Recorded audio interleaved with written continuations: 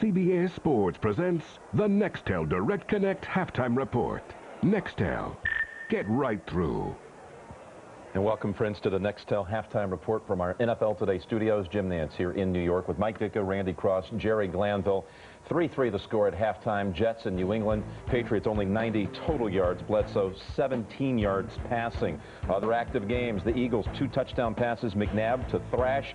Deuce Staley sprained a shoulder, doubtful for his return today. And the Rams have a Warner touchdown pass. Garcia runs it in from 10 yards out for the 49ers touch. Earlier today, the Colts, Peyton Manning, career numbers, 420 yards passing, 4 touchdown passes, and ran for another one. He did a little bit of everything, Jim. I mean, if you look at this thing, he hit every one of his receivers, Harrison, everybody. Meanwhile, Miami pulls it out in the closing seconds to defeat the Raiders. Well, here's the quarterback draw. This is the first of 2 touchdowns by Fiedler, folks. They're in love with another quarterback in Miami. Out of the backfield. Fiedler fakes one way, rolling back the other way. Lots of time, looking into the end zone. Nobody there. He'll run. He's in! Runs for the touchdown! Touchdown, Miami!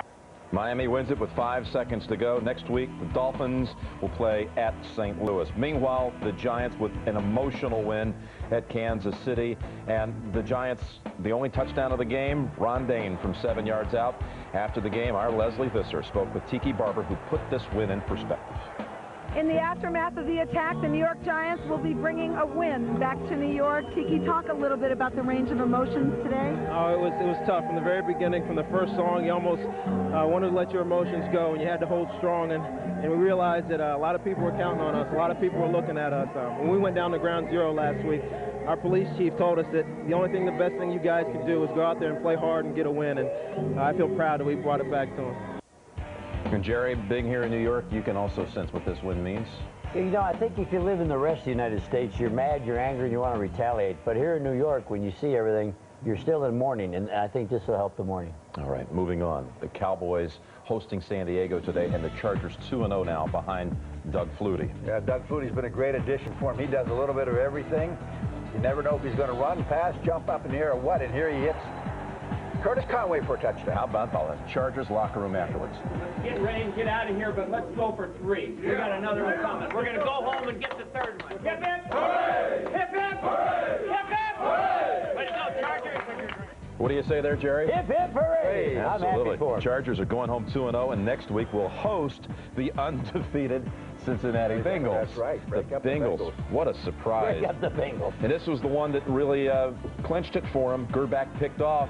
Spikes. Takeo Spikes, number 51, goes 66 yards for a touchdown, but he wasn't done for the day. You saw the San Diego locker room. Watch Spikes enter the winning locker room for the Bengals.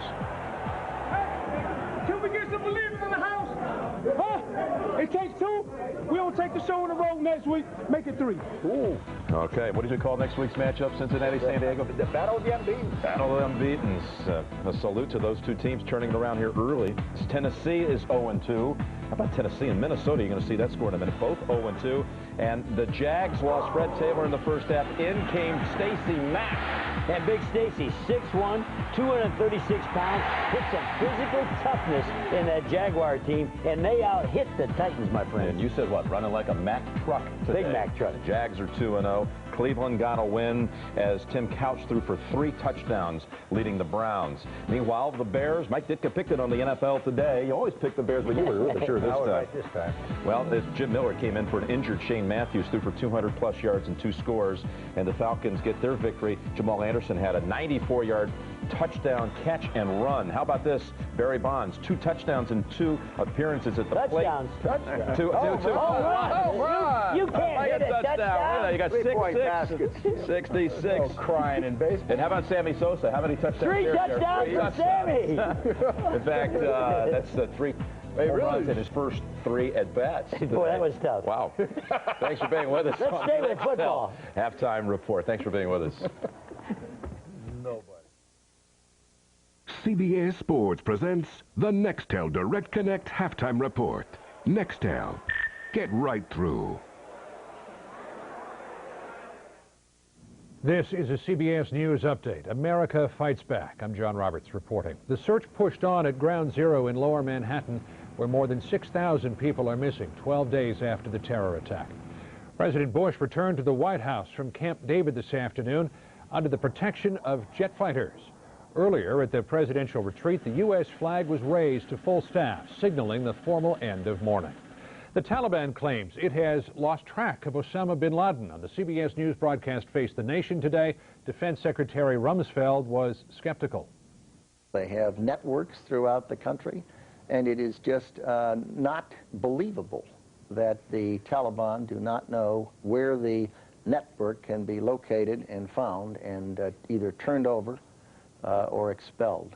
In other headlines, Secretary of State Powell says the U.S. will soon show allies evidence implicating Osama bin Laden in the attacks. President Bush will issue executive orders naming suspected terrorists and freezing their assets. With the economy reeling and possible war looming, the spotlight is on this week's OPEC meeting on oil production. And at New York's Yankee Stadium, thousands attended an interfaith prayer service for the dead and missing. Stay with CBS News and this CBS station for the latest developments in the attacks and their aftermath. This has been a CBS News update. America fights back. John Roberts reporting. Good day. 3 Academy Award winners in one unforgettable night of television. First, Richard Dreyfuss and Marcia Gay Harden in the most anticipated new show of the season, The Education of Max Bickford. All I'm trying to offer you is a way to approach the world with a critical eye. Then, legendary screen actor Sidney Poitier returns to CBS. How are you going to fire all that brick? One brick at a time. The Last Brickmaker in America, following the series premiere of The Education of Max Bickford. CBS tonight.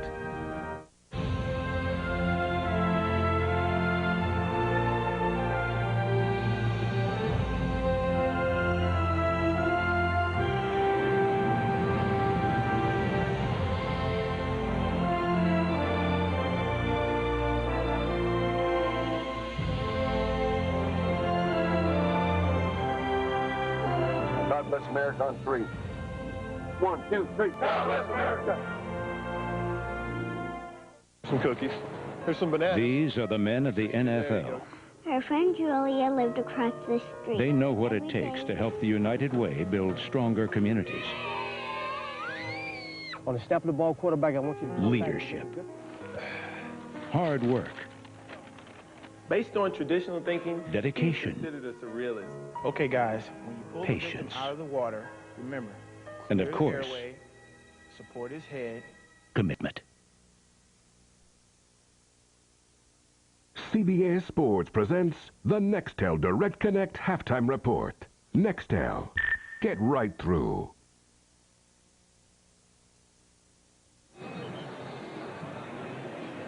Here at Foxborough, defense dominating, 2 short field goals, a 3-all tie. CBS Sports coverage of the National Football League continues after this word from your local station.